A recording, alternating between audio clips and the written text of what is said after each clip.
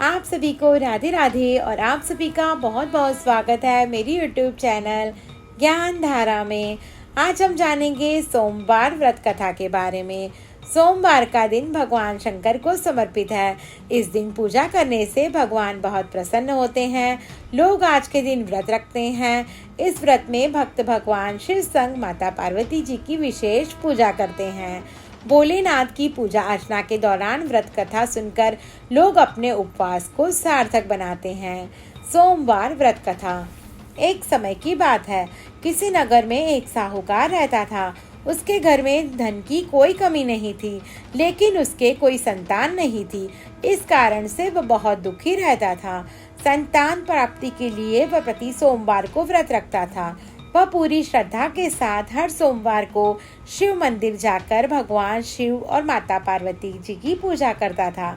उसकी भक्ति से माँ पार्वती एक दिन प्रसन्न हो गई। उन्होंने भगवान शिव से उस साहूकार की मनोकामना पूर्ण करने का आग्रह किया। इस पर भगवान शिव ने कहा, हे पार्वती, इस संसार में हर प्राणी को उसके कर्मों का फल अवश्य मिलता है। जिसके भाग्य में जो हो उसे भोगना पड़ता है। लेकिन माता पार्वती ने साहूकार की भक्ति का मान रखने के लिए भगवान शिव से एक बार फिर इच्छा जताई। शिव जी ने माता पार्वती के आग्रह पर साहूकार को पुत्र प्राप्ति का वरदान तो दे दिया, साथ ही यह भी कहा कि उसके बालक की आयु केवल 12 वर्ष की होगी। साहूकार माता पार्वती और भगवान शिव की बातचीत को सुन रहा था। उसे भगवान के इस बात से ना तो खुशी थी और ना ही दुख। वह हमेशा की तरह शिव जी की पूजा करता रहा। कुछ समय बीत जाने के बाद साहूकार के घर एक पुत्र का जन्म हुआ। जब उस बालक की उम्र 11 वर्ष की हुई तो उस पढ़ाई के लिए काशी भेज दिया गया। साहूकार ने पुत्र के मामा को बहुत सारा धन देकर उसे काशी विद्या प्राप्ति के लिए ले जाने को कहा। साथ ही मार्ग में यज्ञ कराते हुए जाने का आश्वासन दिया। साथ ही यज्ञ स्थल पर ब्राह्मणों को भोजन कराने और दक्षिणा देने को भी कहा। दोनों मामा भांजे साहूकार के निर्देश अनुसार यज्ञ कराते और ब्राह्मणों को दान दक्षिणा देते काशी की ओर चल पड़े। रात में एक नगर पड़ा जहाँ किसी राजा की कन्या का विवाह हो रहा था। लेकिन जिस राजकुमार से उसका विवाह होने वाला था वह एक आंख से देख नहीं सकता था। राजकुमार के पिता ने अपने पुत्र के काना होने की बात उनसे छुपाई थी। साहूकार के पुत्र को देखकर उसने सोचा, क्यों न इस लड़के को दूल्हा बनाकर राजकुमारी से विवाह करा दूं। विवाह के बाद इसको धन देकर विदा कर दूंगा, फिर राजकुमारी को अपने नगर ले जाऊंगा। इस तरह वह साहूकार लड़के को दूल्हे के वस्त्र पहनाकर राजकुमारी से विवाह करा दिया।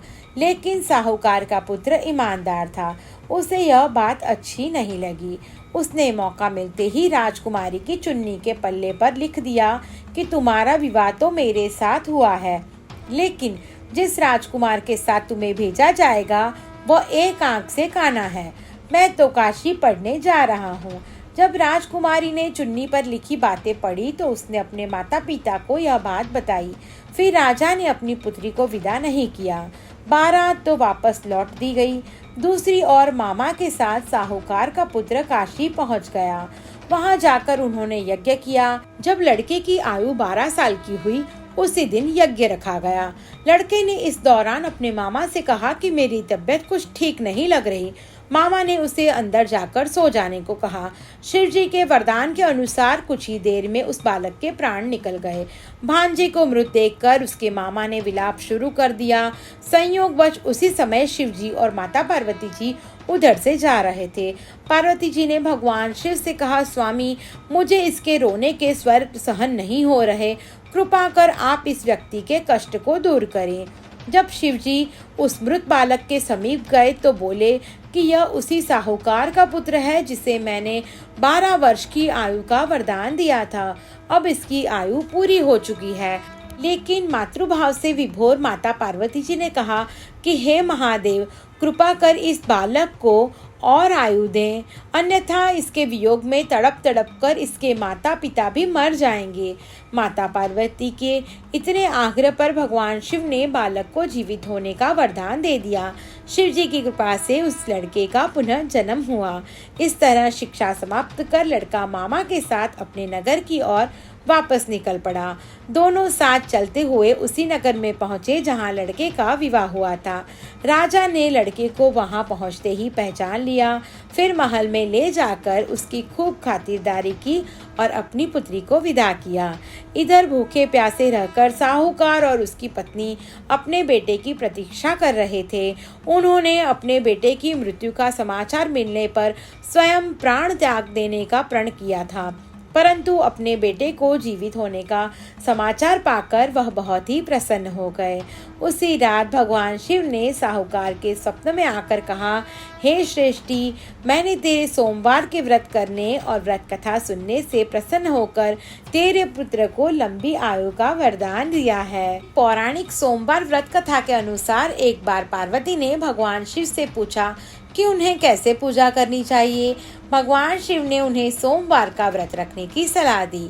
इस व्रत के द्वारा भक्त अपने दुखों से मुक्त होते हैं और उन्हें शिव की कृपा प्राप्त होती है। सोमवार व्रत का धार्मिक महत्व बहुत अधिक है। इस व्रत को करने से व्यक्ति की मनोकामना पूरी होती है और उसे भगवान शिव और माता पार्वती की कृपा मिलती है। यह व्रत शिव जी की पूजा करने के लिए किया जाता है और इससे उनकी कृपा प्राप्त होती है। आप सभी को मेरी ये वीडियो पसंद आए तो मेरा यूट्यूब चैनल ज्ञान धारा को लाइक, शेयर और सब्सक्राइब करना ना भूलें। धन्यवाद।